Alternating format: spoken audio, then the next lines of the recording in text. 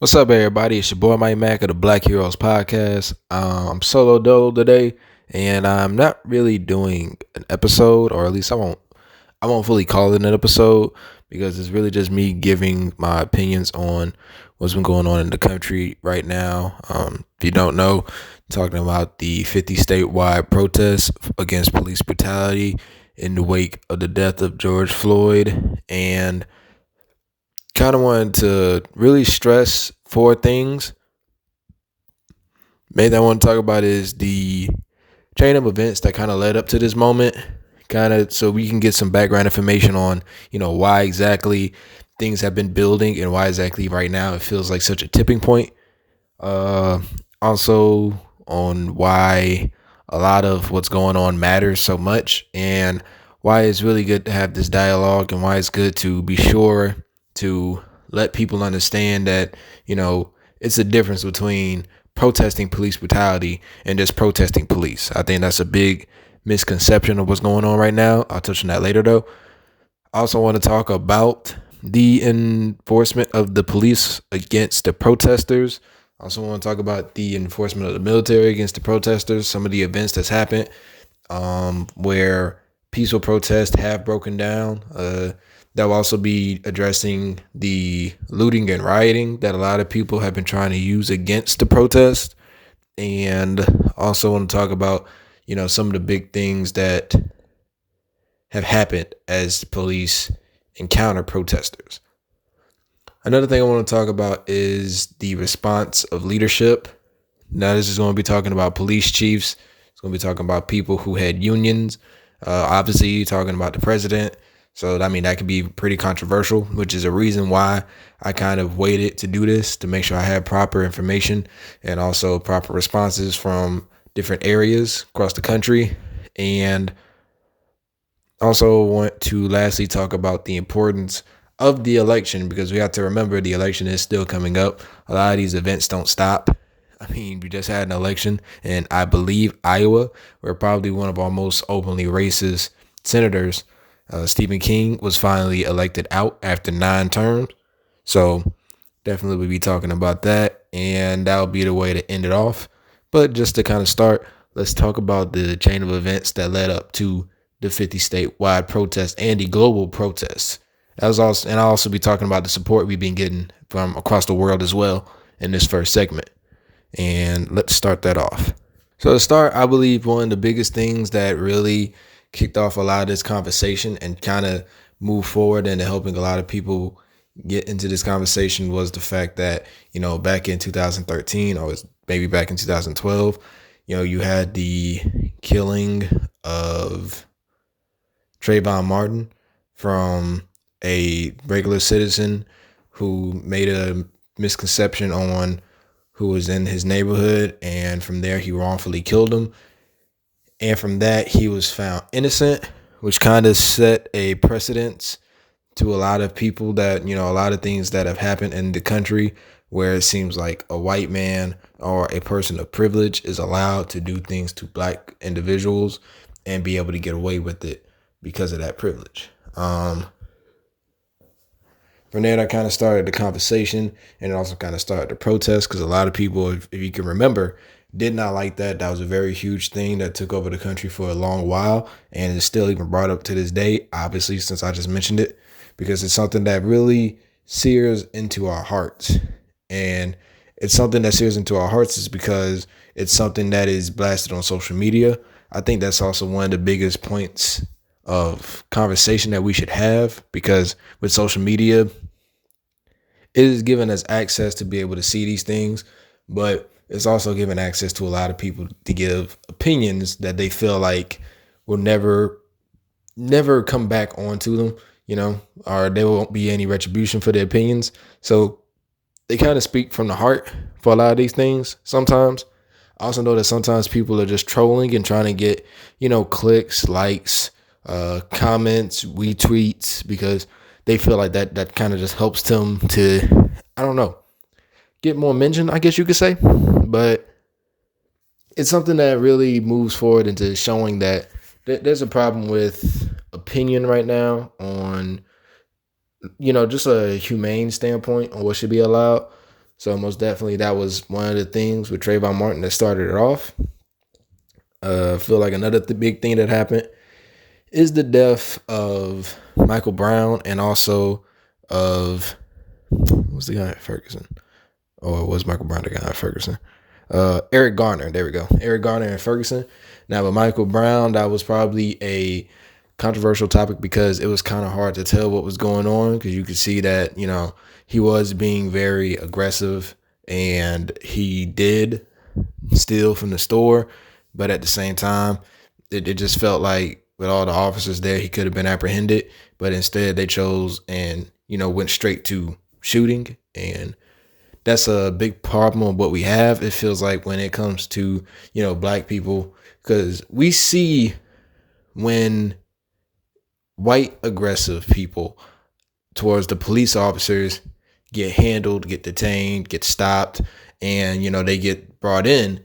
It's in the case with Dylan Roof, where you had a case of somebody who had murdered 9 people, was peacefully taken into custody. And people will be like, oh, well, he surrendered. I was like, yeah, but for somebody who killed people, and, we've seen in cases where black people have surrendered, they still get, punched a couple times, kicked a couple times, thrown to the ground.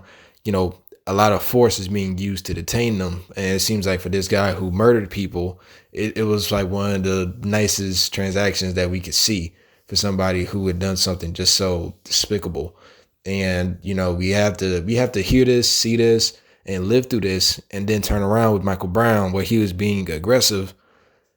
And you had an overwhelming number of police officers. Because, one versus, I think, like 9 to 12. You don't really need that much guns to stop somebody at that point. That's just not, it's something that could have been handled a different way at the end of the day, no matter how you try to justify it. So there was that. Then you also had the case of Eric Garner, where you had a man who was selling loose cigarettes in front of a store. Police was called on him. And from there, he was saying that, like, hey, y'all keep harassing me. I'm not really doing anything all that wrong. I'm just trying to, make some money and kind of, make some off change. And y'all keep harassing me. When y'all come up to me, y'all ask me all types of questions. Sometimes y'all get a little bit aggressive with me. I just want to live my life and try to make money. What's so wrong about that? And then from there, he was being aggressive, but it was out of frustration. But he never actually made a move to harm any officers. And when multiple officers went to go detain him, one of the officers had him in a chokehold. And when he kept giving out, complaints of he couldn't breathe, they went unheard, which is probably one of the biggest issues that is being addressed. It feels like the black community is not being heard. It feels like we're being ignored, or it feels like our voices get overshadowed by other issues we have in the community, instead of just talking about, like, hey, we're being abused by police. And it'll be like, well, hey, black people kill black people. And black on black crime, even though we keep saying, well, crime is a situation of surrounding who's in your community. You know what I'm saying? It's kind of hard for it to be black on white crime if the whole community is black. And it'll be like, well, nah, that's still your biggest problem.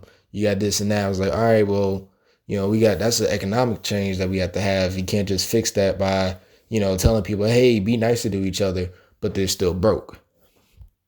So it feels like, when the conversation keeps getting shifted from what we want to focus on, because it's like, yeah, we have black on black crime, but we also have black poverty that has to be taken care of. And for the fact that we keep having bigger corporations that don't bring money back into our community show up, it's kind of hard to, properly get us out of this state of, financial strife that causes crime. So that's probably one of the biggest reasons we go unheard, just like Eric Garner was when he stated that he couldn't breathe, but the police officers didn't release his hold. And, we have to see that. We had to see this police officer had him in a chokehold, which was deemed illegal and or at least unnecessary. But, nobody got convicted of murder or at least manslaughter. which is another thing that kind of brings into an issue. It feels like the main issue right now is that it's not against police officers. We understand that with police officers is a dangerous job and that it is something that is necessary to have police officers. And sometimes with their job in these high tense, high stress situations that, they can make a mistake. You can have a police officer, who has his gun out and, he's probably a little bit shaken. He's probably a little bit scared by whatever reason. If it is a bias, it's a bias. You know what I'm saying? Like, you got to live with what you have in your mindset at the time. And he can accidentally let off his gun. It was a case where a man was trying to calm down an autistic young man who was in the street. And, the man who was trying to calm him down, a black man, had his hands up and he was on the ground.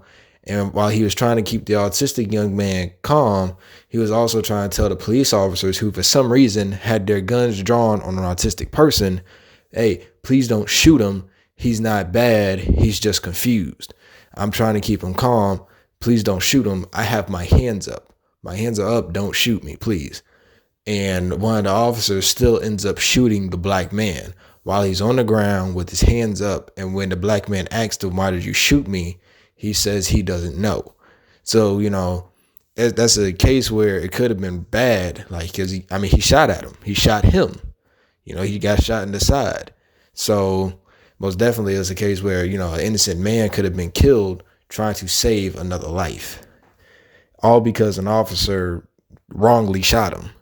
And, I don't believe the guy moved to get any type of charges placed on that officer. I think he was paid back by the city, but it's this thing where accidents can happen in that field. And for the officer, he, said he just shot him accidentally, or, he doesn't know why he shot him. He just ended up pulling the trigger. And, we have to remember that pulling the trigger is probably one of the easiest things to do. It's just a finger flex. It's not really, that hard of a thing to do, especially when you're a grown adult and you don't really need that much muscle to pull a trigger. Anybody can pull a trigger, even a child. So from there, it goes on to when it is a situation where a cop or an officer wrongly kills somebody and we can see they had no reason to kill that person aside from, I was, in a high tense situation. That's not a good enough excuse. And it feels like for us, when we say that, well, that's not a good enough excuse, it turns into, well, no, for the officer, it is a good enough excuse because he was scared. He said, well, why was he afraid? He didn't really have any reason to be afraid. If you're doing a simple traffic stop, like in the case of Philando Castile, why were you afraid? When you were informed that there was a gun in the car, and you were also informed that there was a legal permit to carry the weapon, at that point, any fears you had should have been removed. But still, the officer was like, oh, well, get the license. No, don't get the license. Stop moving. Then he shoots. And then he touts that he was afraid for his life. But then, we have to ask, well, why were you still afraid in that moment? You were informed that there was a gun. You were also informed that there was a legal license to carry that weapon. And at that point, your fear should have been gone. So why were you still afraid? Well, I was just afraid. And then you hear people use that as a valid excuse. Well, if he was afraid, he was afraid. What you want from him? Like, he was afraid. So, he can't help being afraid. Well, in that moment, there was no excuse to be afraid. He had no more reason to be afraid because if you're a legal license carrier, they're going to teach you how to represent your license to an officer. And when an officer hears that, he should hear, hey, I have a license, and that should imply I know the proper way to present my license to you, and I'm not going to use my gun to harm you. You're not posing a threat to me, so I don't need to pose a threat to you. But then that got ignored. And the jury said, well, yeah, he was still afraid. I think he had the right to be afraid. He knew there was a gun in the car. So there's a gun in the situation. So why shouldn't he be afraid anymore? Why can't he still be afraid of a person that has a gun in the car? Well, because he has the license to carry it. Oh, well, that doesn't stop the officer from being afraid. Well, at the end of the day, what else does he have to be afraid of other than the fact that it's a black man? And also one of the biggest things, which I'll touch on a little bit later in the police section of this, police look at black people as the enemy in some cases, mainly because the police have been looked at as an enemy from the black community's perspective for years and generations now. But that's something I'll touch on a little bit later. So when they look at you as the enemy, they will address you as an enemy. And with an enemy, you feel like you can't let your guard down, especially in the case of somebody like Philando Castile, because Castile had dreads. He was black. He was a pretty good size, as you can kind of see. So from there, you're thinking of like the average person that listens to hip hop and listens to, multiple artists say, well, F the police. We don't F with the police, da da da da. So at that moment, an officer is going to think, well, this is somebody who must have an issue against police without even knowing him. So that imagery can really mess up things, but you can't really judge people off imagery, especially when you're a police officer. So, when we have moments where there's no reason to be afraid, and we're thinking to ourselves like, yeah, there's no defense for what happens to this man from this officer. And they'll still say, no, this officer had a right to do this thing that ended somebody's life. That kind of shocks somebody that sees that when they're in that situation. And it's kind of hard to have a white person kind of be on the other side of the police, because they're like, well, yeah, that officer must have been afraid because it's a black guy and black people say fuck the police. So that officer would have to think, yeah, this guy's thinking, oh, fuck the police. I'm the police. He just told me he has a gun. I have to think of like, if it's fuck the police, he might shoot me. I won't take into the account that he has his girlfriend with him and he also has a child with him. And that's another thing. It feels like there's nothing that stops police officers from doing harm to us. If you have a situation where the community is recording an interaction with a police officer and a black man, it feels like that doesn't stop the police officer from doing something unjust. The police officer will continue to do whatever he wants to do. And it feels like we get ignored because you would think, oh, I'm in the public eye. I won't do this thing that could potentially be looked at as harassment or brutality. But when you still see it happen, it's kind of like, yo, you don't care. You don't care that we're seeing you do this. You're just going to keep doing it, So from there, that leads into a chain of events of where the community gets more outraged because we have to watch it. And then we have to see other people say that's perfectly okay to happen. So that's an injustice. That's where the part of the police brutality protest comes in for the injustice part. It's not just the fact that the police do something brutal. It's also the fact that they get let off from doing something brutal that really, really hurts when you watch it and when you have to hear people say it. Kind of like if you're in school, you get bullied, you tell the teacher can see you have bruises and everything like that. And they can see you getting beaten up and you even show them, hey, here's a video of this guy beating me up. Do something about this guy. And then they say, well, why were you such a weak bitch? Why didn't you fight back? You should have just fought back and been stronger. You know what I'm saying? Like, think about that retaliation of how that would make you feel if somebody was just like, that sucks for you, but the other guy's not at fault. He was privileged enough to be stronger than you. So why should I put any type of punishment on him? So that's kind of where it kind of looks at for us. It's like, well, yeah, he may have did this as a police officer, but you're black. So why should I punish this police officer for doing something to you as a black man when you're obviously at fault? Or there's not enough wrong in the situation that the police officer did that doesn't justify him having to go to jail. Just because you're a black man doesn't mean that I should put this man in jail. So, it's kind of what we see. And we've been seeing that for so many years, and we have so many names. I mean, when you go and watch the memorial for George Floyd, you see they gave a service to all the names of black people who have been killed in police brutality.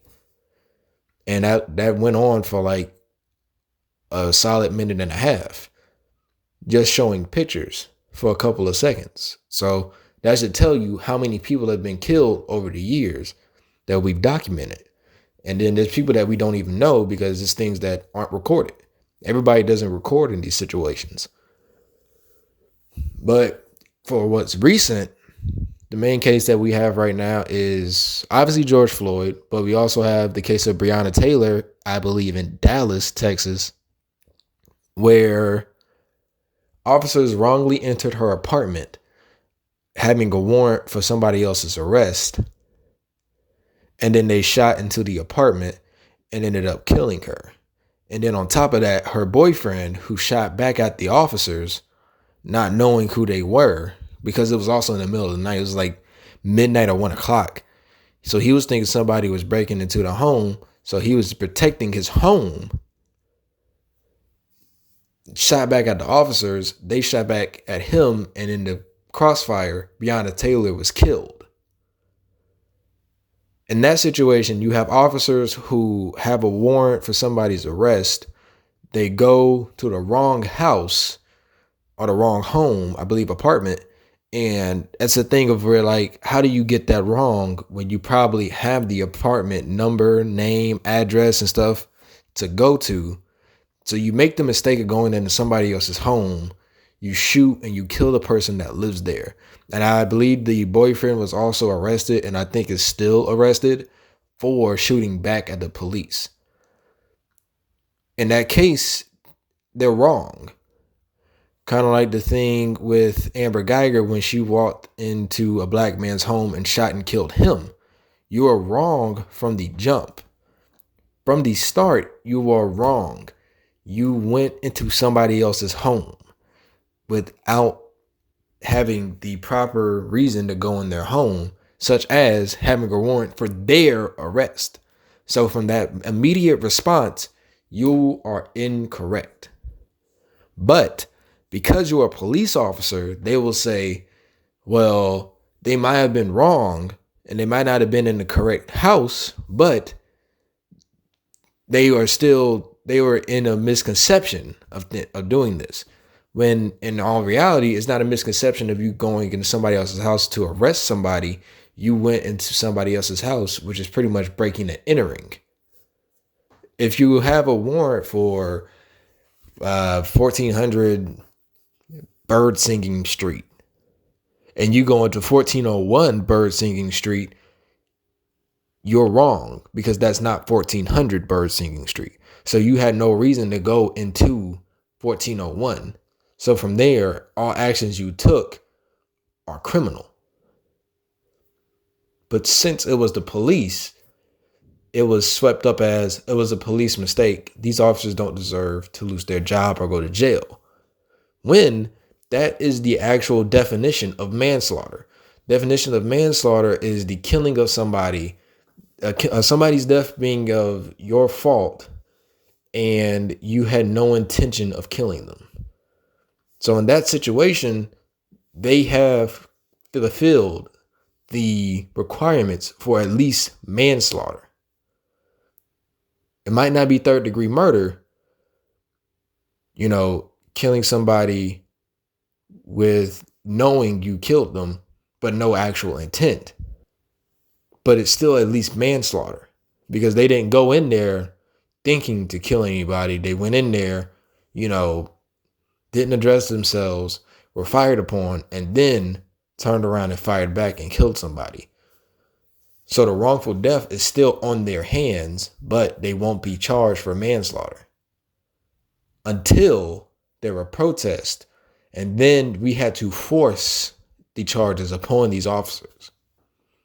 And then even then, since we had to force the charges, you're going to have the jury picked. And then the jury is going to think, well, these charges were forced on these officers, so there really must not have been nothing wrong.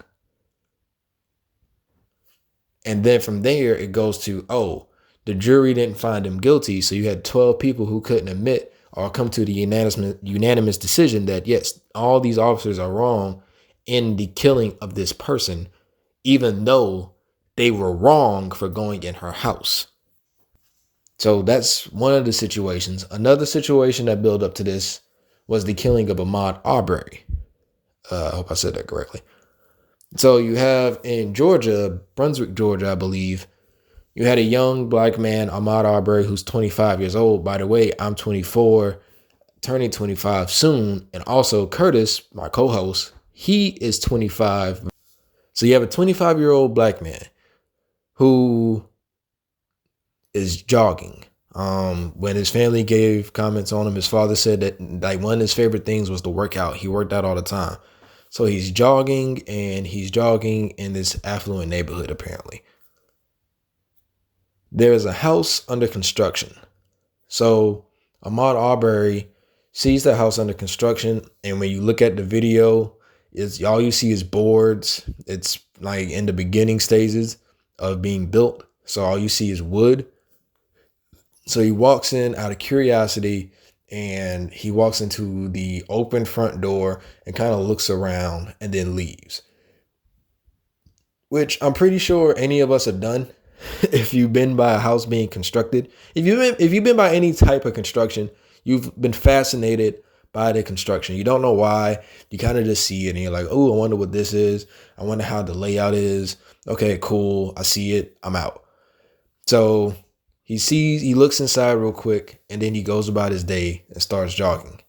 Two men then go, I believe it's Travis and George McMichael. I know one name is Travis. I can't fully remember the second guy, but I know they're both McMichaels, their father and son. They then proceed to get weapons. I think a shotgun and I think a rifle, or it might have been a pistol.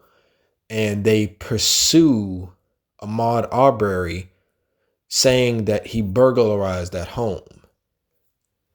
So while they're pursuing him, and by the way, they aren't officers. Well, the father, McMichael, is, I think, an old officer or an old detective. He was retired. So, but he was off duty. So you have it to where they pursue Ahmaud Arbery, not as active officers. And when he sees them, he sees the guns, so he continues to run away from them. And now there was somehow a video. There was another man who recorded it, and he recorded the moment that Travis McMichael confronted Ahmaud Arbery, and Ahmaud Arbery defended himself from somebody who has a gun at him. Then Travis McMichael shoots and kills him. And then police show up, and it's a thing where the police, and this is what's big, the police were going to arrest them, but then apparently the father McMichael, who had a close relations with, I believe, the DA, district attorney, called in, and then he's like, the district attorney then told the officers, do not arrest these men. So you have a situation where connections of privilege, which most black people don't have, because I don't have any connections with any lawyers or anybody in law. I don't even have connections with police officers. Best thing I have are a few friends that are in the National Guard. But as far as connections to the law, I don't have any. I don't have a police officer friend I can call and say, hey, I have this situation. What can I do? I don't have a lawyer friend who I can call and say, hey, I have this situation. Can you give me some legal advice? So from the jump, we're missing out on these types of situations, mainly because a lot of us in the Black community are not in law enforcement, or we don't have jobs that give us access to know these types of people. Like for me, I work, in the city, but I don't have anything that, gives me access to lawyers in the city. And then, some people would be like, oh, well, you can just go out and meet lawyers. I was like, okay, well, I don't know where lawyers meet. I don't know where lawyers go. So I don't even know any law schools in the state of South Carolina where you could go through and become a lawyer. So, then at that point, I'm not just going to go up to a random law office and befriend a lawyer. So, I mean, it's a difference. So this guy, and not to mention, you're not just talking about any run-of-the-mill lawyer. You're talking about the district attorney who can file charges against people. So he has this connection that pretty much gets him and his son out of being arrested. And they also lie about the charges. They say, oh, well, we had a string of burglaries, and apparently the string, multiple burglaries, turned out to be like one home that was burglarized. And they were like, oh, we saw this guy. We believe he stole something. So we thought he might have had a weapon or anything like that. And he confronted us. He, fought us off. We thought we were in danger, so we shot and killed him.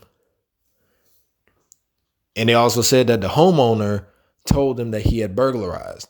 But it's still on the basis that the district attorney stopped officers who didn't believe these guys were right and were going to arrest these guys from getting arrested.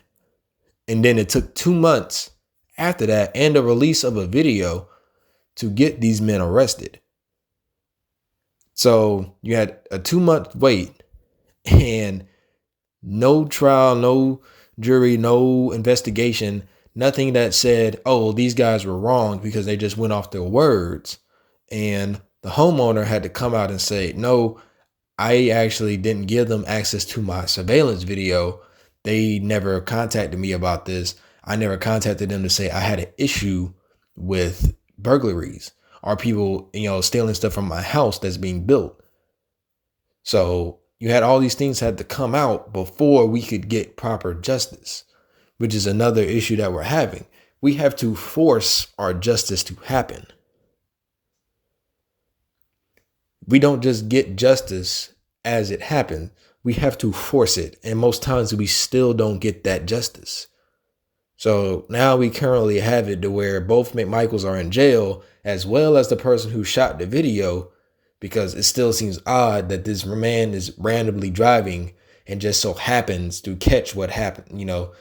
Coincidentally, he catches what happens and what transpires.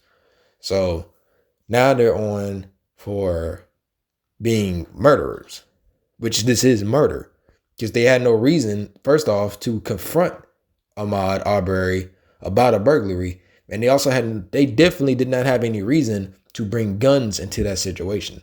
So they themselves put themselves in danger, and then there was no danger to begin with. So that at the end of the day is murder. There is no way to defend that, but people will still defend it, which is just wrong. And lastly, you have the killing of George Floyd, or as I like to put it, the murder of George Floyd. And this also kind of speaks into one of the other bigger things, is that the community can't do anything to stop police officers from doing brutality, because we feel like we will get brutality thrusted back on us, or we will be arrested in a wrongful way for just trying to stop and save somebody's life. So there's that issue. And it's also an issue of police do not stop other police officers when they are doing wrong. That is, and it's this thing where everybody will say all cops aren't bad, but then we get to turn around and say, well, why don't the good cops stop the bad cops? But then, that gets unheard. So you have this situation where a man is said to have used a fake $20 bill to purchase items at a store. He's still in his car sitting at the store when the police pull up and arrest him for that. So he's arrested. He's in handcuffs. And the weird part about it is there's a cop car right there. There's a cop SUV right there at the store. But for some reason, he's taken across the street to another car. And now there's a video of seeing one of the officers leaning into the car, and you can kind of tell there's motion. So it insinuates in any other situation, it would insinuate that this man is attacking the person inside the car, because for whatever reason would you be like leaning into the car like that? And the cars are tinted, so you can't really see what's going on. But there's that, and then somehow George Floyd, after being handcuffed, is placed on the ground. You have two officers on his legs, and then you have one officer, David, can't remember his last name, make something. He positions his knee on George Floyd's neck and keeps it there despite the multiple cries he has out for, he cannot breathe, please don't kill me.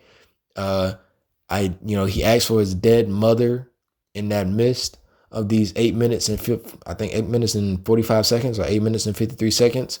So he's constantly asking, please, can you move? Don't kill me. I can't breathe. He's asking for his mother, who we later find out is already dead.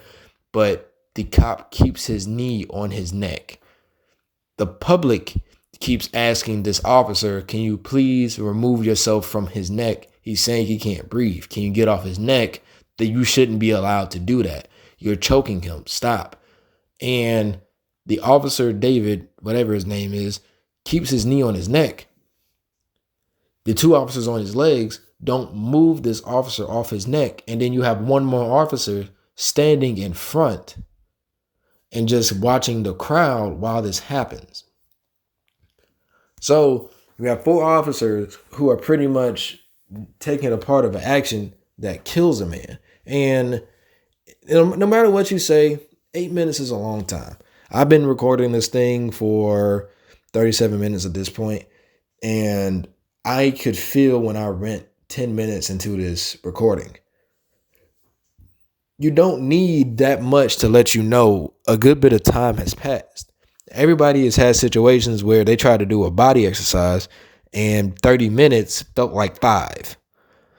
So if you feel 8, if 8 minutes pass in a situation, you definitely are going to feel it. And that can't be accidental. You can't accidentally do something for 8 minutes. You can actually do something. You can accidentally do something for 30 seconds, maybe. Or you might not realize you're doing something for like a quick minute. But for 8 minutes, you know what you're doing. And you know when you stop hearing somebody. Oh, I don't hear this person talking no more. Okay, I should move.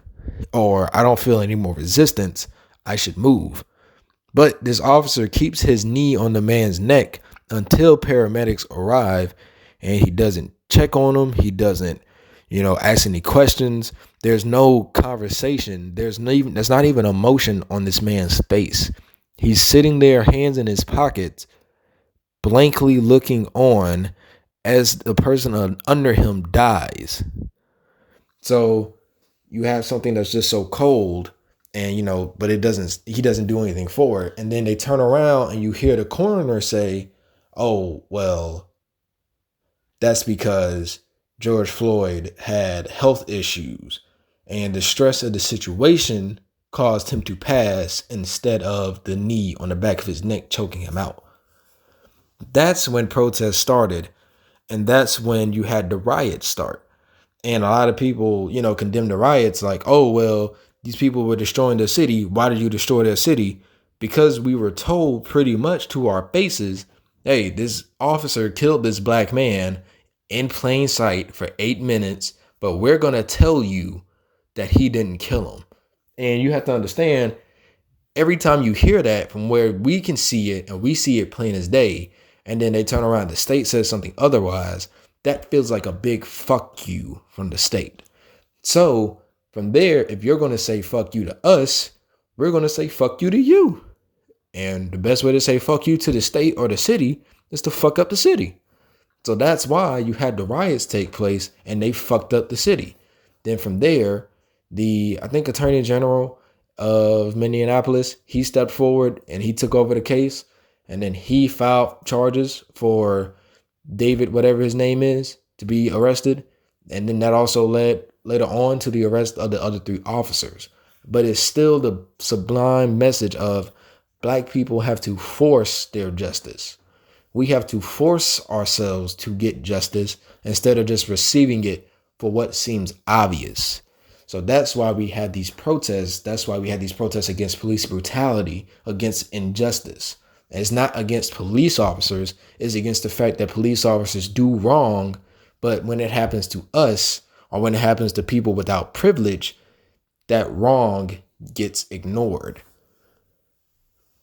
Now, I kind of want to talk about the police. Because from George Floyd's killing, from George Floyd's murder, you had multiple cities stand up and protest. And a lot of those protests are always peaceful. You have a large majority of the protests that happened during the day in Minneapolis stay peaceful. But from those peaceful protests, which you could obviously see coming, the police came in gear for battle. They came in riot gear with riot shields. They had batons. They had stun guns. They had tear gas. They had all these things ready for battle off the jump. So you're walking up thinking like, okay, it'll be a peaceful protest. We'll have our signs. We'll say our words. We'll do our chants. We'll wait till we can talk to the mayor. We'll wait till we can talk to the senator or the governor, or somebody has something change, or a conversation is met so there can be change. And when you get there, you see, oh my God, these officers are ready to pretty much attack us, or they're ready for a wartime situation. Why? So that creates unnecessary tension already. So, you have people standing there thinking like, okay, we're here to protest, but these guys look like they're here for war. They look like they're here for battle when we're not trying to fight them. And you had that in multiple cities. So, the police response when it came to Black people protesting what was obviously a murder with heavy artillery or heavy gear.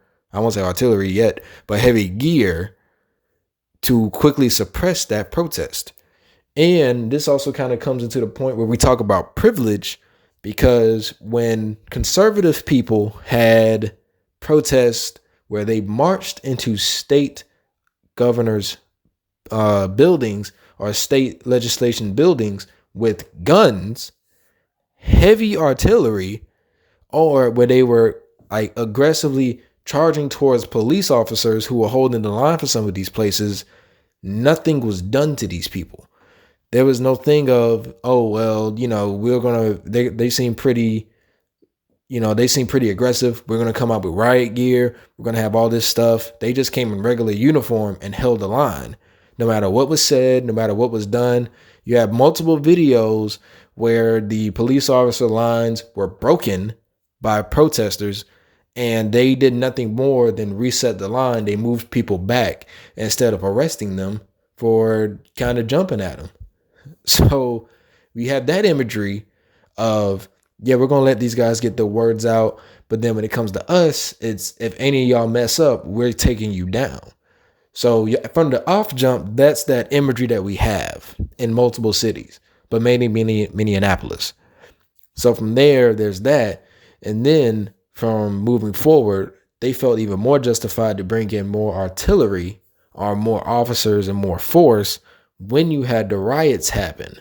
However, one of the things I like to mention is that if you are a protester who's saying, I'm going to protest peacefully, and you're standing outside for 5, 6, 7, 8, sometimes people stay out there for 12, 14 hours protesting peacefully. Why would you waste all that effort, waste the effort of so many people to turn around and loot and riot to cause civil unrest for the protest that you took part of? That was the main question. And also another question that was asked was, why were the police officers there in front of the protesters when they're getting reports of, hey, we have looting in the streets, hey, we're getting a call of looting, but instead they decided to stay in the face of protesters while the city was being burned, while the city was being attacked? Because it was noted that during these riots and during these burnings of buildings, during these attacks on businesses, the police officers were not present. It was a curfew, but the police officers were not present except for in the face of the protesters. So you have it to where the police were kind of looking at the wrong people. And then it still got linked to the protesters. The rioting and the looting got linked to the protesters when they didn't do anything. But, that police mindset is, you're protesting police, not police brutality. You're protesting police. So you are the focus of our attention, and for a lot of officers, I understand it's hard out there because, you have the ones who really do the job and they try to do the job correctly. But now you're hearing somebody say, well, we're going to protest police brutality. You don't hear the brutality part. You don't find anything wrong with the brutality part. So you think they're protesting you specifically. So you go in angered like, oh, you're going to protest me, but I do my job correctly. I go out there and make sure I keep the peace of the city. So you have that mindset for a lot of officers. And then they move forward and say, well, if you're going to protest me, I'm waiting for you to prove that it's not our fault, but it's yours. And that's just what messes up a whole lot of the conversation. Now, another thing I want to talk about was the fact that a lot of police officers have been aggressive in these protests with these peaceful protesters. Now, for one thing, we can always say, if you're going to have a large group of people, 10% of them are probably going to do something stupid. If you have a group of 500 people, 50 people are going to do something stupid. So you have some situations where people might throw a water bottle, or you might see videos of where people are protesting and you'll see somebody do something stupid like insult police officers, say fuck the police in their face, or just be completely as disrespectful as possible. And sometimes that sets off the police officers. So they strike. And then the other officers, they just follow suit. Because, they're probably also angered as well. And then that turns into people trying to stop those police officers. Like, hey, they didn't do anything to you. They were talking a little bit of smack. But that's something you should have to deal with. That's something you should be able to take in stride and say, oh, well, I'll just take that as whatever happens. Whatever you say, it's all good. It's cool. I won't say anything else to you. Just do what you got to do. But they go through and they start attacking and they get very, very aggressive with it. Because you'll see plenty of videos where officers are, even if somebody has done something wrong, like they threw a water bottle, you'll still see officers throwing massive flurries of punches. You'll see them doing massive takedowns. You'll see them putting chokeholds on people. And you'll see multiple officers going through to help arrest somebody when it really only takes one person. So with the police, sometimes they are the aggressors. And a lot of times they are the aggressors because they have the unjust feeling of you're protesting me instead of you're protesting the injustices against your community. And for now, it just seems like it's too much that has happened to where you can just say police officers are just following orders. Because at the end of the day, if you're a police officer, if you're a soldier, you are not there to just follow orders blindly. You're there to keep the peace. And if your orders do not keep the peace, you should put it upon yourself not to follow those orders. Because now it feels like when you have things that happen in DC, like where Trump wanted to take a photo op in front of a church, and the officers there in front of Lafayette Park were commanded to clear out the park. So they attacked whoever. They shot media. They shot people with tear gas and rubber bullets. They beat up people and pushed them along. Whatever. You had the thing in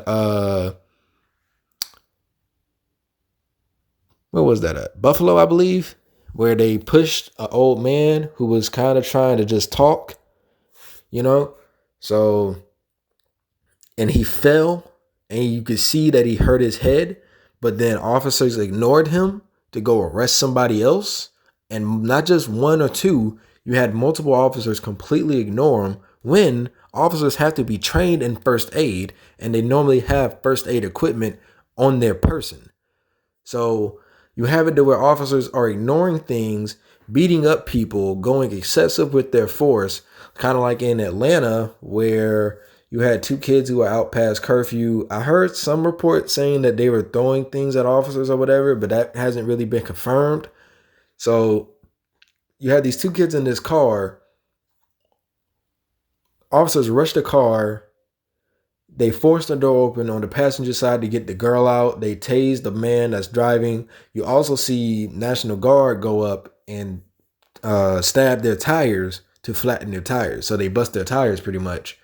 And you just see the window glass be broken out. You see the guy get tased. He can't move. But yet you still see the officers pulling on him. You see multiple people doing this. But nobody stops it. Nobody says, hey, that's too far. No officer is saying, hey, that's too far. You're going too far. So that's what's kind of messing up the imagery as well, where you're saying we're on the right side and we have good officers. We have officers that are good people. We have good cops. But then you say, well, why is it the good cops don't see the bad? Why is it the good cops don't stop the bad ones? Why is it the good cops go along with the bad ones just to say they were doing their duty? So that's kind of where we have that issue as well. So you see all these officers doing this and they're just falling back on, we're following orders. We're trying to do what we're supposed to. And it kind of feels like at this point, or at least for me, that I don't trust it that if a police officer is ordered to shoot at people with actual ammunition, you won't have officers refuse that order. And maybe that's a bit radical. I can understand that. But from the offset, that's what it feels like. It feels like officers will eventually turn to using actual ammunition against the citizens of the United States. And people on the conservative side of politics will justify it. Police chiefs will justify it. Attorney generals will justify it. The president will justify it. And that's also another thing. When you had the president come out and said, when they start looting, we start shooting. And officers took that command and rolled with it. Now, if you're talking about looting, which is at the end of the day stealing, where you break into a store and you steal the stuff out the store, that is theft. End of the day, that's theft. You can even call it burglary, like what Ahmaud Arbery was accused of, which was false. At that point in time, these people should be apprehended, but that doesn't incite murder. That doesn't incite you killing somebody for stealing. You don't kill people for stealing. Stealing is a low-level crime. Aside from like grand larceny and stuff, where you steal a large amount of money or something like that, or, Grand Theft Auto, where you steal cars and stuff like that. But if you just break into a store and steal out the store, that's just stealing. That's theft. That is not a crime that deserves people to die. But you heard people say when they start looting, we start shooting, and you hear people agree with that. You're just telling us, oh, well, yeah. Well, if they kill you for looting, then that's cool. So that incites even more aggression on the community side. Like, oh, well, if you saying that you'll kill us for looting, then go ahead and kill us. Let's see you do it, and let's see you get away with it. And it feels like officers at some point, if this continues to happen with the protest, they will do it. They will continue to do it. And That's not okay. At the end of the day, after all this goes, the public and I mean not to sound mean, but the white community themselves who have been harmed during these protests, who have been harmed through a lot of these things. I mean, if you look at the thing with Lafayette Park, a lot of those people were white that were shot at, hit with rubber bullets and tear gas, and a lot of media was white that was hit. So the media, the white community, y'all are going to be the ones that kind of have to bear this brunt of, well, what do we call it now? Because when we were calling it police brutality against us and y'all were saying, nah, that's not correct. Now it's happened to y'all. So it's kind of now on your shoulders to move forward to say, after this is done, what do we do about police? Because now y'all have a firsthand account for some of you who didn't already, that yes, sometimes the police will go overboard in their actions, saying that they're just trying to fulfill their duty. And it's also going to be on the police side, because you hear police officers defend police officers. And I understand that's it's a tight knit community for police officers because, they're their own allies. It's not just black people that say fuck the police. You also have white civilians who are privileged, who, when they get approached by police officers, can feel it's unjust, and then they let off on the police. They start yelling and cussing them out and, possibly fighting them off and stuff like that. So, now you have to have the police actually take a look at themselves and say, wow, we really do go too far, and we should be held accountable for that. So this conversation, when it moves forward, is going to really have it looking bad on the police's side, because now you're legit having to look at yourselves in the mirror for what you've been defending this whole time. Oh, I don't think all police officers are bad. Well, then why did one of them punch you in the face for protesting? Oh no, police officers wouldn't do something crazy on camera. Oh, well then why did this police officer attack this cameraman who was obviously a part of the media? No, police officers don't just arrest people for no reason. Well, then why was a CNN reporter arrested live on air for no reason, not giving any justification when he was arrested or when he was released? So now y'all have to sit there and go and look at this situation once this is over and say, we do need to reform the police. Or you will say that you're okay with it and you'll allow this brutality to continue, this injustice to continue. And one of the recent events that I wanted to talk about mainly was, you have a report that now a lot of officers or a lot of armed individuals have been hiding their badge number. They don't have their name tags addressed. They don't have their affiliation addressed. So you have these unknown people dressed for battle now in the streets. They have guns, they have fatigues, they have bulletproof vests, they have helmets, they have all these things on, but we can't tell what organization they're a part of.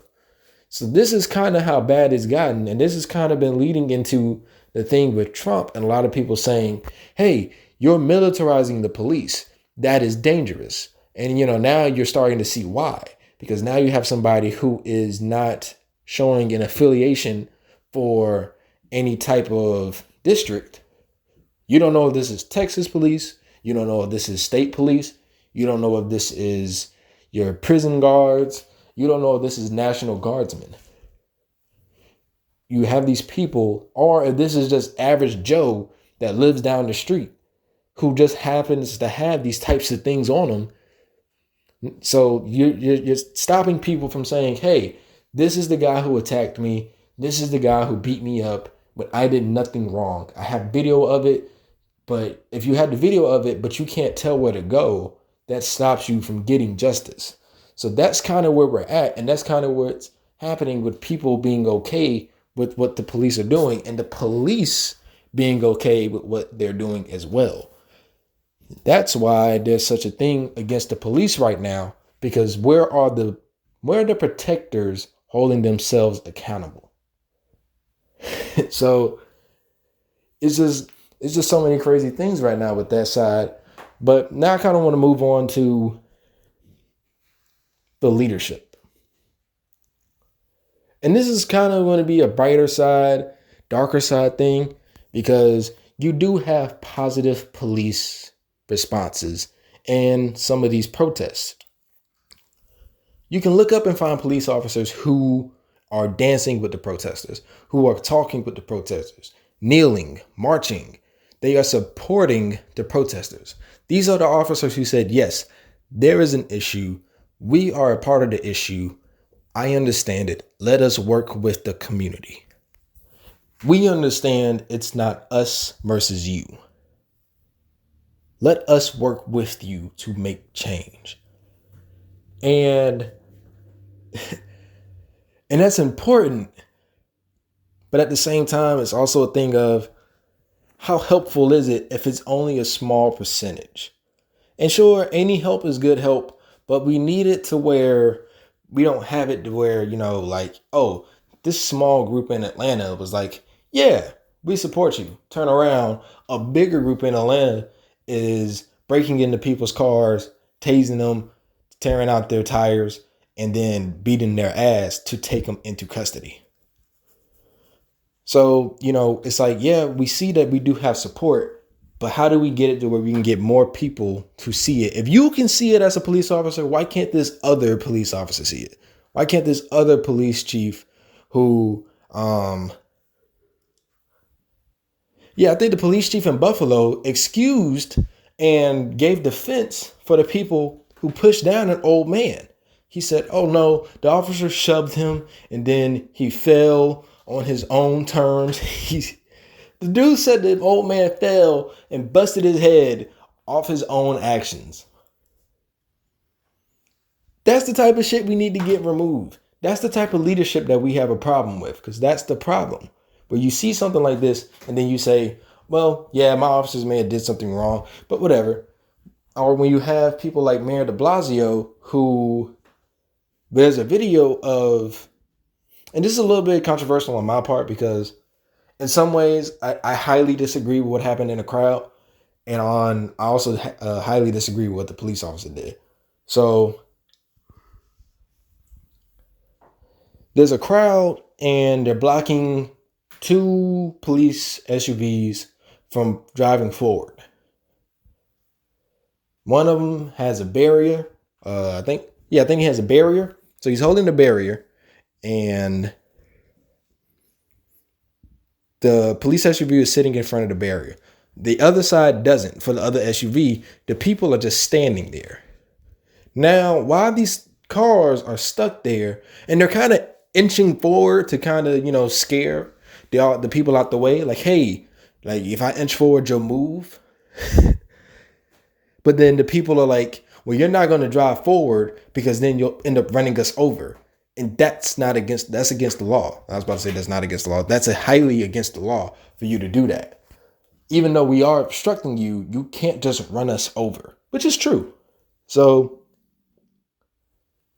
at the same time, though, these same people are, or at least you have certain people who are throwing things at the SUVs. Like you see bags, you see water bottles. I don't think anything that can actually cause harm to the vehicles, but they are still throwing obstacles, which can be called attacks against the vehicles.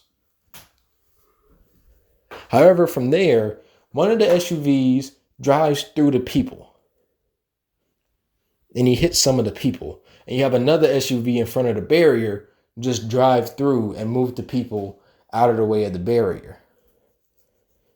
And Mayor de Blasio said he saw no problems with that.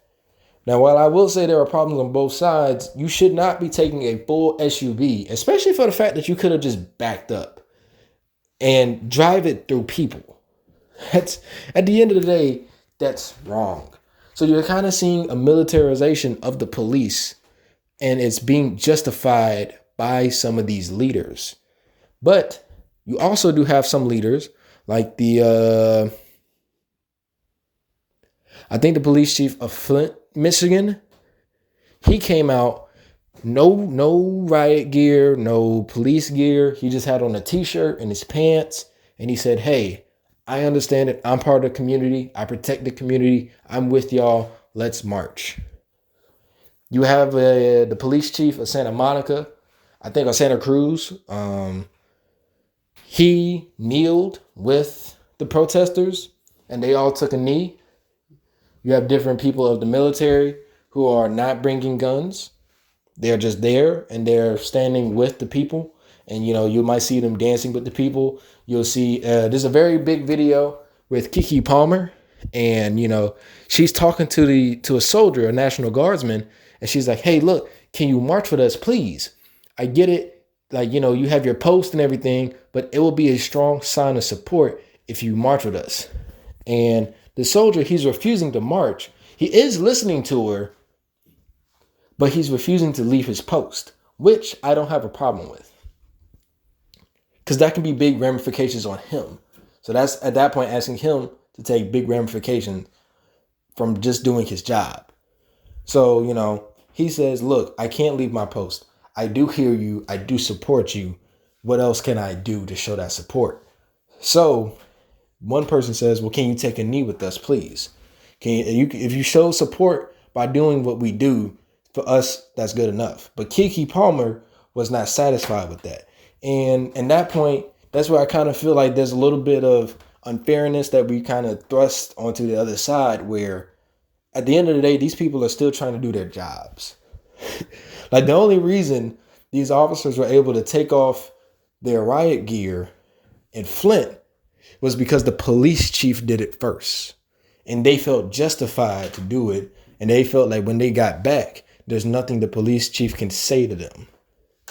So they move forward in that. But when it's just, you want people to completely disobey their orders or leave their post where they're told to be, that's when it kind of gets a little bit unfair.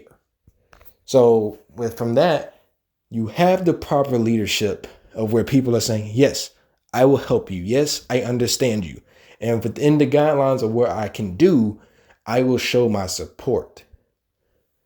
And that's where there's a little bit of positive light in this very dark situation. However, you do still have a lot of leadership like Donald Trump, who has no problem with causing harm to the people to make the police look strong.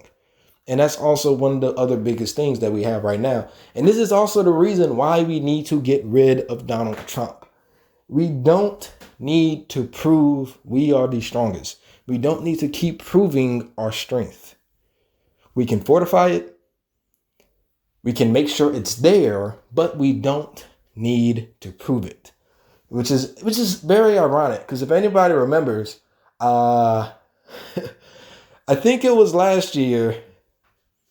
It's either last year or the year before. It's either 2018 or 2019, where the United Nations had a meeting, and it was at Trump Tower. Well, the national leaders are being held at Trump Tower, and they were having their United Nations meeting.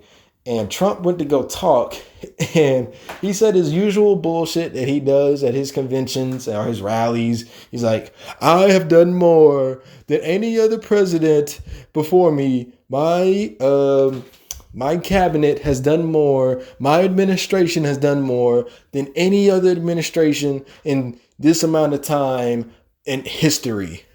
And he was laughed at by almost every single national leader in that building. All the other times where he says, we are a laughing stock, all the other countries are laughing at us, he was laughed at by these people in his face. And he had to take that and walk with it. That was humiliating. Then, now, when we start having the protest and he's asked about it, he's like, oh, we're a laughing stock of the world right now because we have these people going against our police officers and disobeying the government. But what we actually have are protests following the murder of George Floyd around the world. We have it in Paris. We have it in the UK, New Zealand, Germany. I can't lie. I thought that was the biggest surprise of this whole 2020. Germany protested against police for black people. I mean, if Russia did it, I would have thought the world was ending. But for Germany, it was just kind of surprising. So while Trump's dumbass, and I'm just, after Trump actually harmed people to take a goddamn photo in front of a fucking church with a Bible that he just fucking held, he didn't open the shit. He didn't read from it. He didn't look at the fucking church. He took a picture in front of a goddamn church.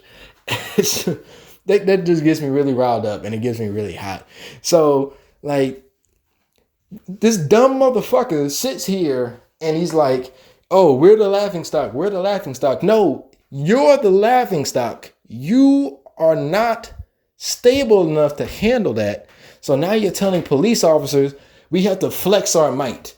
Which, by the way, if you're strong, if you're built like Dwayne Johnson, you're not going to be walking down the street flexing your muscles all the time. Because you already know you're strong. You know what you can do. You have your stability. You have your, state of mind that, yes, I know I'm strong. I know I'm probably stronger than you. I don't have to flex that. But for somebody like Donald Trump, an overweight fat motherfucker who can't fight, they are the ones that have to prove they're strong. They are the ones who have this mental image of them being weak, so they find other ways to prove they're strong. That's why he's so braggadocious. That's why he's so uncomfortable all the time with just being wrong about stuff. That's why he has to lie about stuff.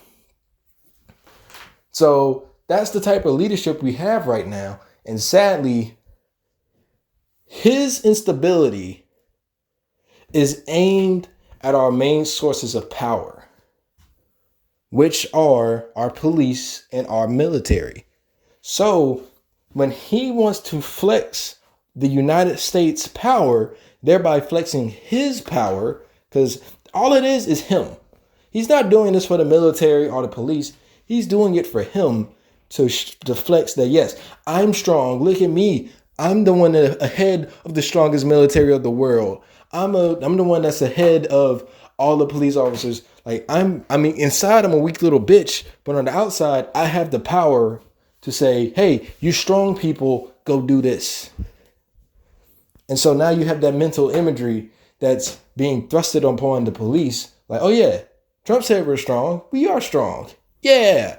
So, they feel a need to flex their strength as well, even though it's unnecessary. So that's why we have this issue right now as well, because we have such weak-minded leadership. And that's why a lot of people, and I get it, I get it. A lot of people don't like Biden, especially a lot of people my age and in my peer group, but some of the older people don't mind them. But Biden is not Trump. If you want to say two evils, okay, sure. But if it's a lesser of two evils, why would you want to keep the greater evil in office? We need the change of leadership. Biden may not be the smartest choice. He's definitely not the best choice, but he is the better choice. This is why we have to vote. This is why we have to go out and vote, because, and also what happens is, and this isn't stated by the media. It isn't stated by a lot of people who tell you to go vote. You're not just voting to remove Trump. You're voting to remove Trump, Pence, Barr, the Secretary of Defense, what's his name? Mathis, I think. All these council members who are doing nothing but taking back rules and regulations that keep poor people poor, our environment terrible, keep our neighborhoods gentrified and stuff, keep our taxes high while the taxes on rich people are low. These are the people who we need to get rid of, and that's done by replacing the president. When you change the administration, you change, well, at least when you change the first name of the administration, the front name of the administration, you get rid of the administration. You can't have the Trump administration if Trump's not there. So That's why you have to vote so we can change our leadership. And a little side thing to throw in, I actually wasn't going to say this because I thought I didn't really need to. Another thing to throw in is that with Biden can't think on his feet. Yes, Biden has said a lot of dumb shit in the past 4 or 5 months. We've seen it on the campaign trail. We've seen it outside the campaign trail. But that's when he has to think on his own. And a lot of shit he says is pretty dumb. I will admit that. It's not Trump level dumb. It's still worrisome level dumb, though. So a lot of people, I get it. You might not want to support Biden because he's kind of an old dumbass who might be fighting dementia. We don't know. When he's checked by medical officers, they say he's okay. But medical officers also said that Trump's as fit as a horse. So yeah, they lied too. So no, Biden is not the best choice. He's not the greatest choice. But as far as that, we have to remember it's not just Biden. The president normally doesn't speak off his own words. Things are prepared for them to say. They read off teleprompters. They read off papers. They read off prepared speeches. So yes, a lot of what Biden says off the top of his head is dumb as shit. But like when he did his address to the nation, it was powerful. It was on topic. It was on point. But more importantly, somebody probably made that speech for him. So we have to remember, we aren't just getting Biden. We're getting Biden plus people who will help to make sure he's not being a dumbass. So that's where you have to look at it. You have to look at it less of, damn it, we're getting a dumbass, and look at it more of, okay, we're going to be getting a dumbass who should be able to get smart people to help him out. So that's why it's important to not just say, oh, I don't want to vote for Biden because Biden's dumb. You have to say, okay, I need to vote for Biden in the hopes that enough smart people are going to be around him from stopping him to do dumbass shit. And that's kind of like where we are right now. We have a dumbass who's in charge, but we have little bitches that are under him and won't say anything against him because they get financial gain or some type of gain out of it. I don't get what these people are getting from this, but they're getting something out of this that makes this dumb shit that they're doing okay to them. So that's why this election is going to be so important, so we can get this change of leadership. So that way our change of leadership, because shit's not going to change under Trump as it is. He's not going to look at police reform. Congress is not going to look at police reform as it is now. You just had Congress trying to do a bill against lynching, an anti-lynching bill. Senator Rand Paul, who really is not a bad guy, but he's kind of dumb in some aspects of what he tries to talk about, such as this, where he stopped that bill because he thought that it demeaned the legacy of the pain that lynching brought to the black community, which in hindsight is not actually bad. Because when he gave his words on it, I agree with him on some things, but for the most of it, it was pretty much trying to keep that broad thing of where you have to completely do something dehumanizing to be called lynching. Instead of something like Ahmaud Arbery's case, where 2 men pretty much lynched him, jumped this man, and killed this man, which is lynching. So, you have to get these people out who don't get it. Because when you get out one person, you knock out at least 10 more after that. When you get rid of the governor, you're getting rid of certain judges and certain courts. You're getting rid of district attorneys who are appointed by these governors and selected by these governors and senators.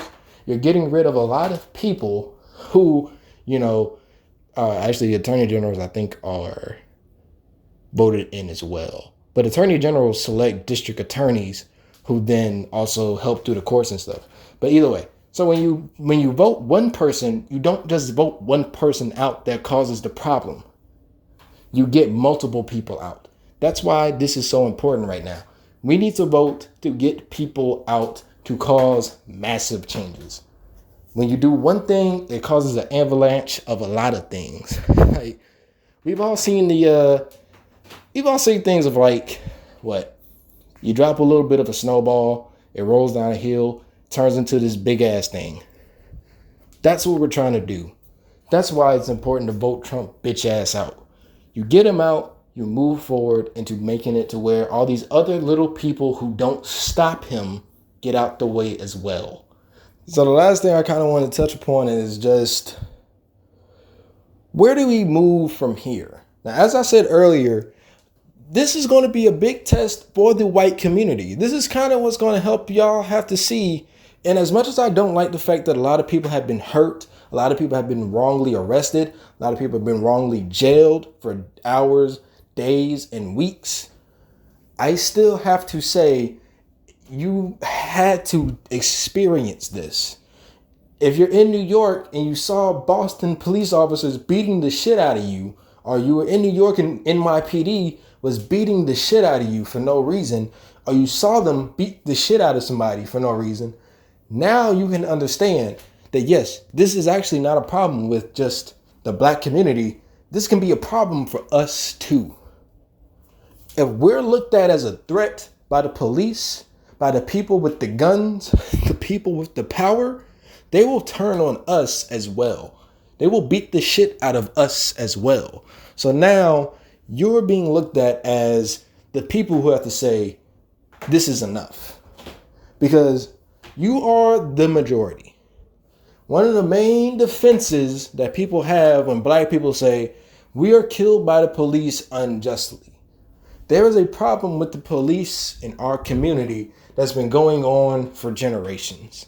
People will say, well, police kill more white people than black people.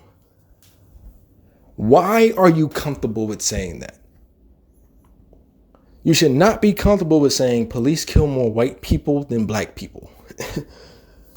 You should be saying there is an issue with police officers killing people and not having a justifiable reason outside of, I was afraid for my life.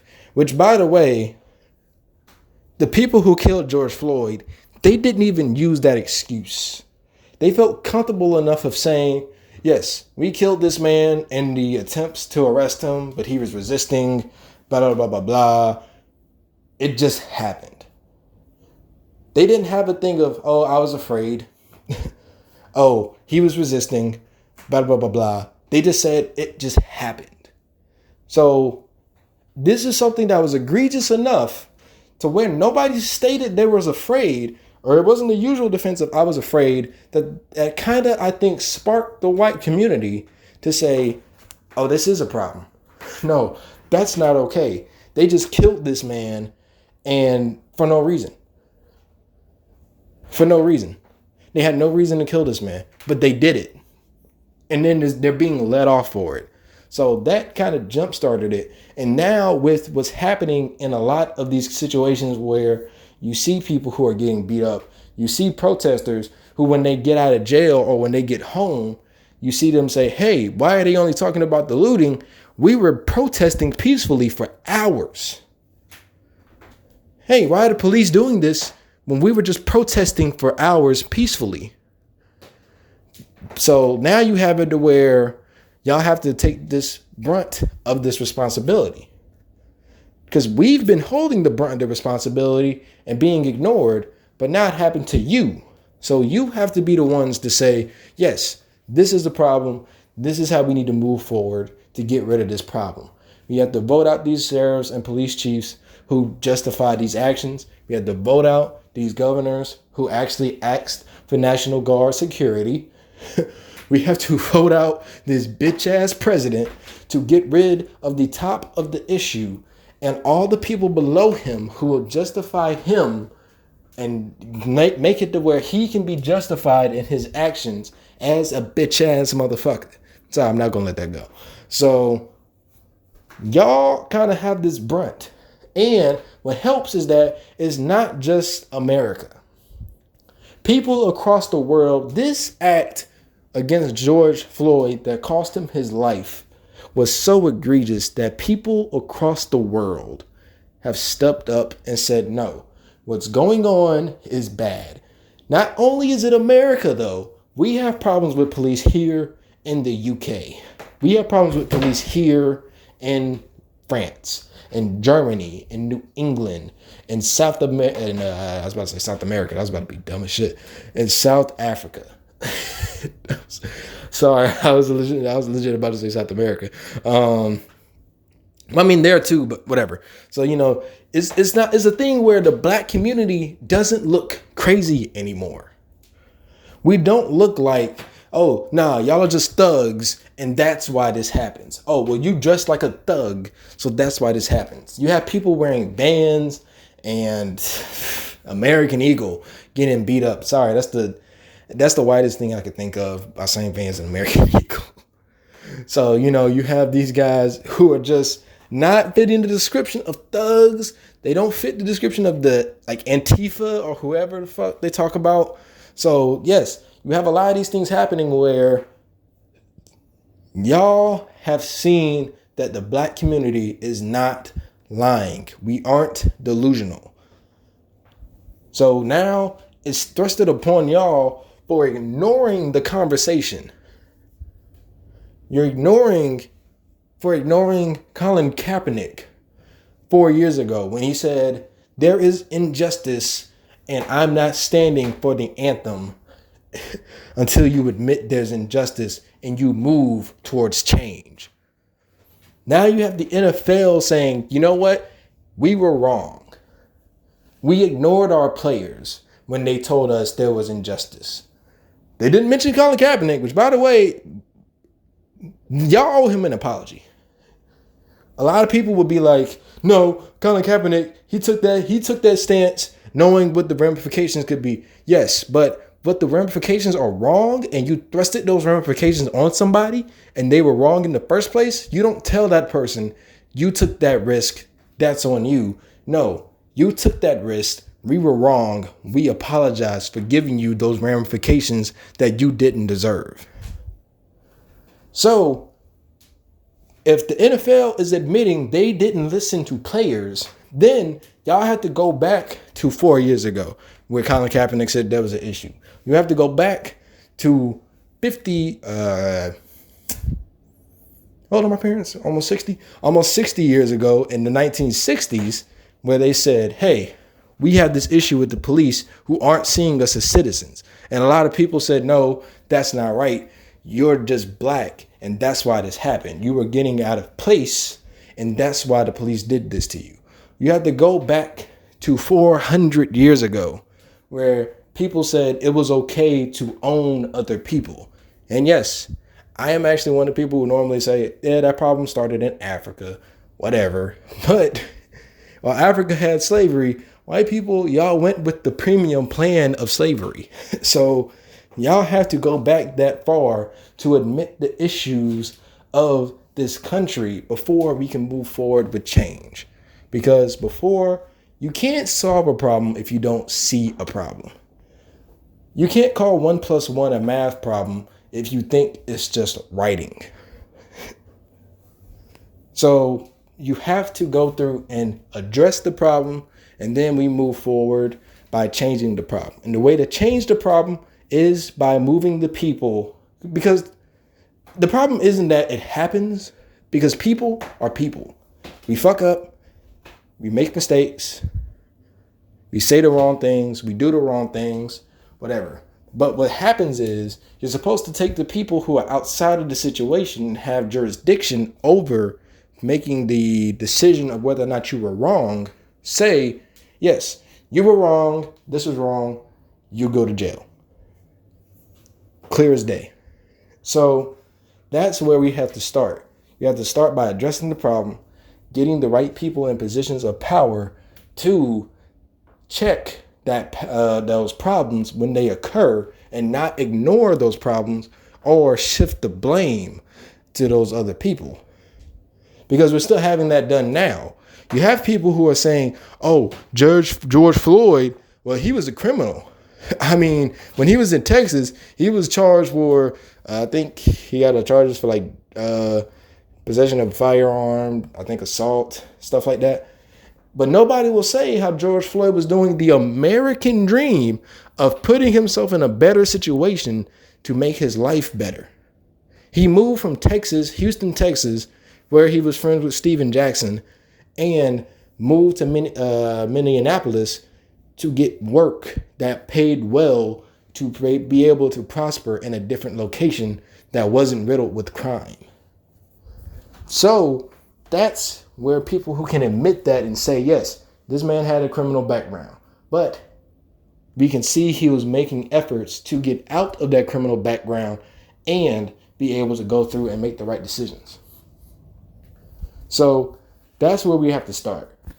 And we're kind of already getting that. Like I said, and I mentioned Steven Jackson earlier. Steven Jackson stepped the fuck up with this. I mean, this man took this thing, and when he said, hey, my twin died at the hands of police officers, we're not letting this sit no more. He took that and he moved forward with it. So yes, we're having these things. We're having so many people organize these protests and keeping them peaceful. We have so many people that are protecting police officers.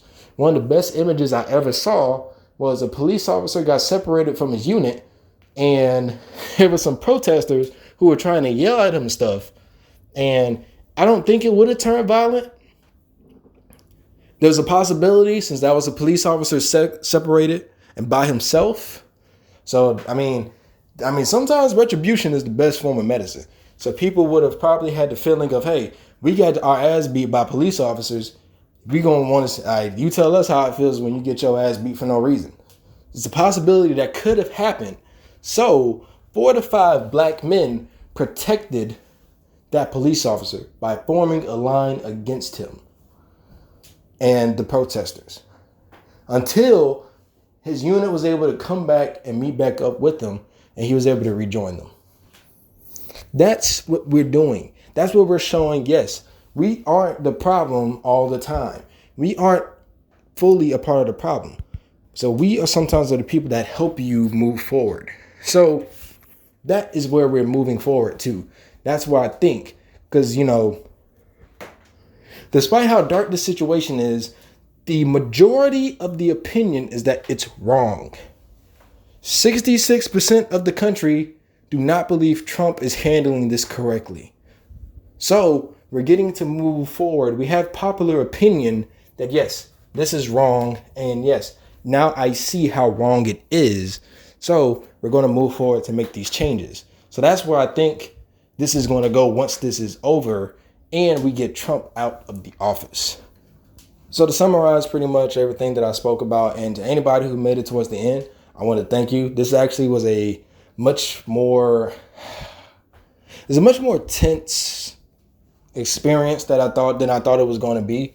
And I have to admit, sometimes I did get a little bit, caught up in it, and I got a little bit emotional because of how strongly I feel about this.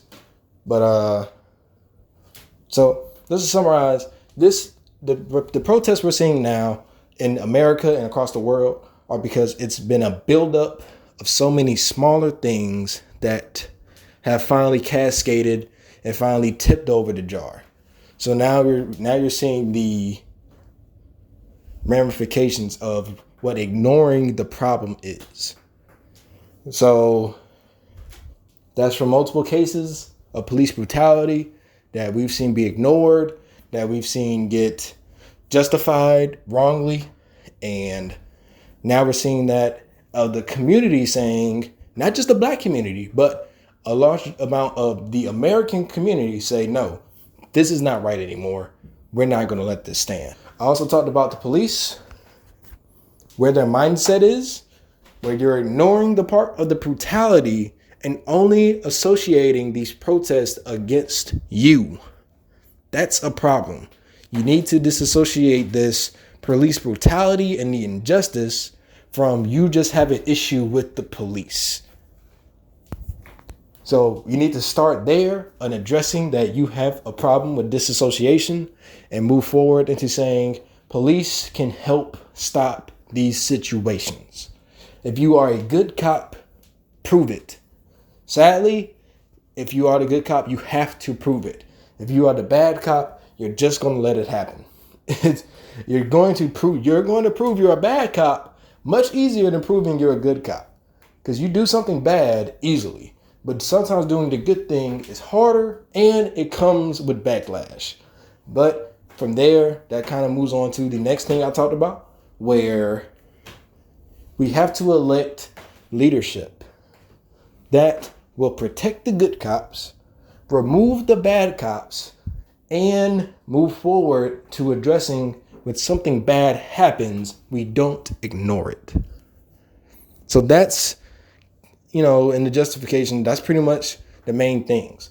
And I also really want to stress out that, yes, while this has been a very dark moment, there has been a big moment of light. We can't ignore the support that we're getting. Yes, sometimes the support has seemed fake. Sometimes the support has been mislabeled because it hasn't been support, but it's just been people taking advantage. But there's support that you see that is genuine, cannot be ignored. So that's where a lot of the light and a lot of where I have a bit of positivity for what's going on kind of comes forth. So, for that, I would just like to say thank you for listening. Remember, go vote. Don't be of the mindset that Biden is a terrible candidate. Be of the mindset that we can change the problem we have in office. Also, if you don't like anything I've said, if you have an issue with anything I said, not gonna lie, if you come in here, all lives matter in the comments, I'm going to say fuck you, and I'm going to put my name in parentheses. Michael Mack says fuck you. If you say all lives matter, if you say something supportive Donald Trump, if you say blue lives matter or whatever, you're getting the straight up fuck you. And that's the worst I could do to you. The worst you could do to me is just say, like, all lives matter and shit. You don't know where I live, so I don't give a fuck. But I do want to say I have a respect for police officers. I have a respect for military men who do their jobs correctly. I have that respect for you. I have love for you because you put yourselves on dangerous lines to keep the citizens of America safe. However, you must admit that you have people in your ranks who are not there to keep the people safe. And that's where the fundamental problem is. You have those people there and you don't stop those people. The state doesn't stop those people. So I need you in the police and in the military, because now the military has been involved in this, to just admit that there are people who are bad in your ranks. You know who they are. We get hit by them the hardest because you, the good cop, normally gets put in the places of privilege where you shouldn't have any issues. But we get hit with the bad ones. So we need you to admit, yes, there are bad ones. Yes, we will take care of them. We will stop them from doing these evil things. You shouldn't have 3 officers watch another one sit on somebody's neck for 8 minutes and watch him die. And not stop him. And not stop the officer from killing that man. You shouldn't have officers watching another officer wail on another person, completely punching them and kicking them and beating the shit out of them just for simple resisting or not following orders to the T. If you have 12 officers stopping somebody, you should not be watching as 12 officers all have their guns drawn and ready to fire upon somebody who has their hands up. And I'm not laughing out of humor. I'm laughing out of just how crazy these situations sounds and that people let this happen. So, you should be prepared to say, hey, let's stop this. We don't need to do this. This is wrong. We need the officers to say this is wrong. And that's how we start moving forward. That's how we start moving it to where the world can say, yes, we're doing the right thing now. Because right now, we aren't doing the right thing. And also, we're dealing with coronavirus still. So if you've been listening to this the whole time and you have been protesting, I would like to say, I hope you don't have corona. I hope you don't die from corona if you do have corona. And also, I have to say, be sure that when you get home from protesting, or if you get home from jail, which if you went to jail and you're in New York, you more than likely got coronavirus. So be sure to wash your ass. And a part of the Black Heroes podcast, I just want to say, Black Lives Matter. Thank you to everybody who has come through and listened to this. And if you stay till the end, I mean, you want a crazy motherfucker for listening to this whole thing, but I still appreciate it though. So everybody who stayed to the end, be sure to surpass your limits, and also plus ultra. This shit is too easy. Tell them I have no rivals. When I walk up in the spot, they know they nothing to me, and they got a bag for their survival.